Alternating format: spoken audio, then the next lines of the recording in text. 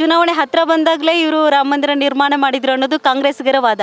ಅವರು ಹಿಂದೂಗಳೇ ಅಲ್ಲ. ಅವರು ಇಂಡಿಯಾದಲ್ಲಿ ಹಿಂದೂ ದೇವಗಳು ಇಲ್ಲದೆ ಇನ್ಯಾವ ದೇವಗಳು ಇರ್ತದೆ? ಅವ್ರು ಇದ್ದಾಗಲೇ ಅಷ್ಟು ವರ್ಷ ಇದ್ರಲ್ಲ, ಅವಾಗಲೇ ಮಾಡ್ಬೋದಾಯ್ತಲ್ಲ. ಇವಾಗ ಹೆಣ್ಮಕ್ಳಿಗೆ ಮಾತ್ರ ಗ್ಯಾರಂಟಿ ಯೋಜನೆಗಳನ್ನು ಕೊಟ್ಟಿದ್ದಾರೆ, ಗಂಡು ಮಕ್ಕಳಿಗೆ ಕೊಟ್ಟಿಲ್ಲ. ಅದೇನಾದ್ರೂ ನಿಮಗೆ ಸಮಸ್ಯೆ ಆಗ್ತದೆ? ಸೀನಿಯರ್ ಸಿಟಿಗೆ ಏನು ಮಾಡಿದ್ದಾರೆ? ಬರೀ ಲೇಡೀಸೇ ಓಟ್ ಹಾಕಿರೋದು ಅವ್ರಿಗೆ. ಯಾವ ಬಸ್ಸಲ್ಲೂ ಹೋಗಂಗಿಲ್ಲ, ಏನೂ ಹೋಗಿರೋದು ಮೇಡಮ್. ನಾವು ಮೋದಿ ಅವ್ರು ಬರ್ಬೇಕಾ ರಾಹುಲ್ ಗಾಂಧಿ ಅವ್ರು ಬರ್ಬೇಕು? ಬರ್ಬೇಕು ಮೇಡಮ್.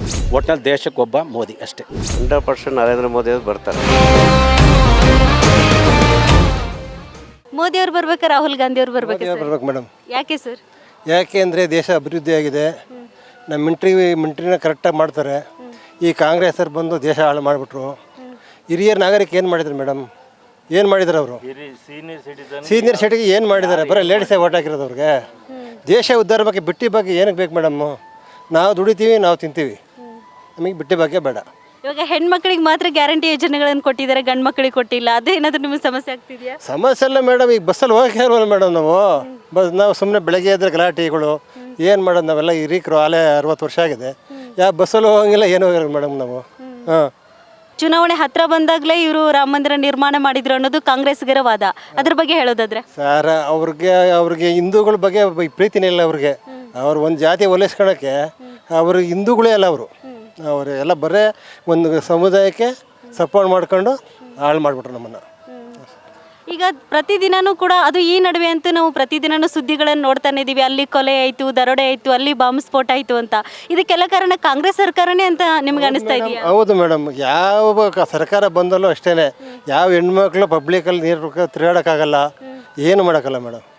ಈಗ ಮೋದಿ ಸರ್ಕಾರ ಬಂದರೆ ಶಾಂತಿಯುತವಾಗಿರುತ್ತೆ, ಈ ಥರ ಆಗಲ್ಲ ಅಂತ ಅನ್ಸುತ್ತೆ? ಇಲ್ಲ, ಮೋದಿ ಸರ್ಕಾರ ಬಂದರೆ ದೇಶ ಸಮೃದ್ಧಿ ಇರುತ್ತೆ ಮೇಡಮ್.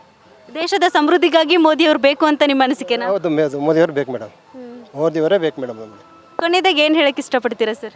ಏನಿಲ್ಲ, ದಯವಿಟ್ಟು ಎಲ್ಲರೂ ಮೋದಿ ಓಟ್ ಹಾಕಿ. ಯಾಕೆ ಸರ್ ಮೋದಿ ಅವರು? ಯಾಕಂದರೆ ನಮ್ಮ ಇಂಡಿಯಾನ ಗ್ರೋತ್ ಮಾಡಿ 5th ಲಾರ್ಜೆಸ್ಟ್ ಮಾಡಿದ್ದಾರೆ. ಅದಕ್ಕೋಸ್ಕರ ನಮ್ಗೆ ತುಂಬ ಇಷ್ಟಪಡ್ತೀವಿ. ಮತ್ತು ಯೂತ್ಗೆಲ್ಲ ಎಲ್ಲರಿಗೂ ಕೆಲಸ ಸಿಕ್ಕಿದೆ, ಚೆನ್ನಾಗಿ ಕೆಲಸ ವರ್ಕ್ ಮಾಡ್ತಾ ಇದ್ದಾರೆ. ಅದಕ್ಕೆ ನಮ್ಗೆ ಇಷ್ಟ ಆಯಿತು.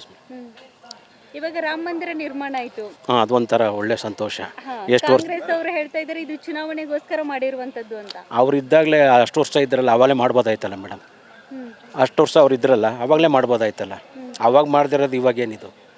ಅದಕ್ಕೋಸ್ಕರ ಇವಾಗ ದಿನಕ್ಕೊಂದು ಸುದ್ದಿ ಆಗ್ತಾ ಇದೆ, ದಿನಕ್ಕೊಂದು ನಾವು ಕೊಲೆ ದರೋಡೆಗಳನ್ನು ನೋಡ್ತಾ ಇದ್ದೀವಿ, ಬಾಂಬ್ ಸ್ಫೋಟ್ಗಳನ್ನು ಮಾಡ್ತಾ ಇದ್ದೀವಿ. ಇದಕ್ಕೆಲ್ಲ ಕಾರಣ ಕಾಂಗ್ರೆಸ್ ಸರ್ಕಾರನೇ ಅನ್ನೋದು ತುಂಬ ಜನರ ವಾದ ಇದೆ. ಇದ್ರ ಬಗ್ಗೆ ಹೇಳೋದಾದ್ರೆ ಸರ್?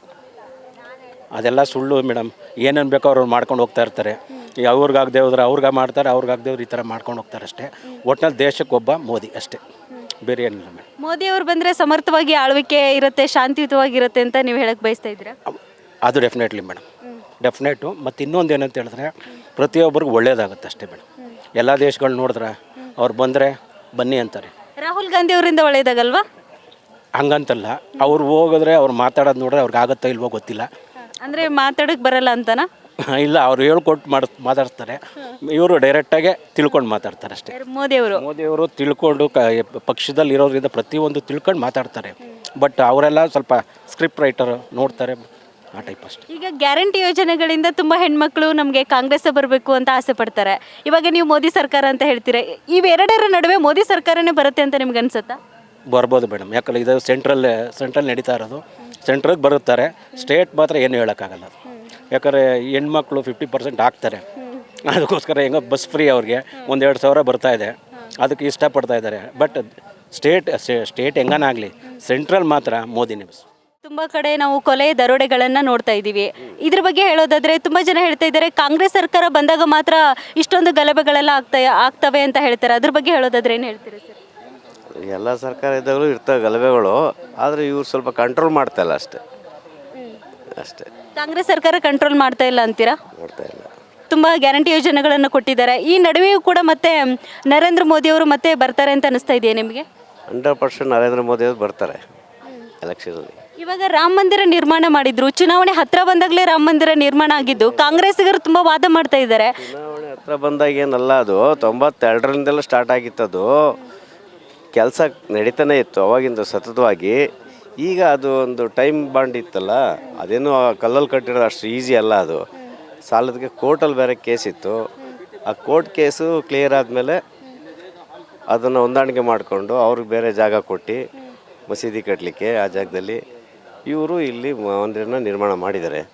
ಅದು ಇಂಡಿಯಾದಲ್ಲಿ ಹಿಂದೂ ದೇವಗಳು ಇಲ್ಲದೆ ಇನ್ಯಾವ ದೇವಗಳು ಇರ್ತದೆ ಅಲ್ವರ? ಇಂಡಿಯಾದಲ್ಲೇ ಇರಬೇಕಾಗಿರೋದು. ರಾಮ ಅವ್ರು ಅಭಿವೃದ್ಧಿ ಮಾಡಲ್ಲ ಅಂತ ಅನ್ಸುತ್ತಾ ನಿಮಗೆ? ಮಾಡಲ್ಲ ಅಂತ ಏನು ಅನ್ಸಲ್ಲ, ಮಾಡ್ತಾರೆ. ಬಟ್ ಅವ್ರಿಗೆ ಯಾಕೆ ಮೋದಿಯವರೇ ಬೇಕು ಅಂತೀರಾ? ಕಡಿಮೆ ಸ್ವಲ್ಪ. ಮೋದಿಯವರು ಆದರೆ ದೇಶದ ಭದ್ರತೆ ದೃಷ್ಟಿಯಿಂದ ಮೋದಿಯವರಂತೂ ಬೇಕೇ ಬೇಕು. ಮೋದಿಯವರ ಇಲ್ಲ ಅಂತಂದ್ರೆ ಭದ್ರತೆ ಇರಲ್ಲ ಅಂತೀರಾ? ಇಲ್ಲ, ಅಷ್ಟಾಗಿ ಕಾಳಜಿ ಇರಲ್ಲ ಯಾರಿಗೂ ಅಷ್ಟಾಗಿ. ಮೋದಿಯವರು ಹೆಚ್ಚಾಗಿ ಕಾಳಜಿಯನ್ನು ವಹಿಸಿ ದೇಶದ ಒಂದು ಅಭಿವೃದ್ಧಿ ಮಾಡ್ತಾರೆ, ದೇಶದ ಉದ್ಧಾರ ಮಾಡ್ತಾರೆ ಅಂತ. ಮಿಲ್ಟ್ರಿಗೆ ಹೆಚ್ಚಿನ ಒತ್ತು ಕೊಡ್ತಾರೆ, ಇಕ್ವಿಪ್ಮೆಂಟ್ಸ್ಗೆಲ್ಲ ಇಡ್ತಾರೆ, ಬೇರೆ ಬೇರೆ ದೇಶಗಳಲ್ಲಿ ಹೊಂದಾಣಿಕೆ ಮಾಡ್ಕೊತಾರೆ, ತುಂಬ ಚೆನ್ನಾಗಿ ಇದು ಮಾಡ್ತಾರೆ. ಫಾರಿನ್ ಅಫೇರೆನ್ಸ್ ಚೆನ್ನಾಗಿ. ಕೊನೆಯದಾಗಿ ಏನು ಹೇಳಕ್ಕೆ ಇಷ್ಟಪಡ್ತೀರಾ ಸರ್? ಒಟ್ಟಿನ ಮೇಲೆ ಈ ಟೈಮಲ್ಲಿ ಸೆಂಟ್ರಲ್ಲಿ BJP ಗೌರ್ಮೆಂಟ್ ಬರಬೇಕು.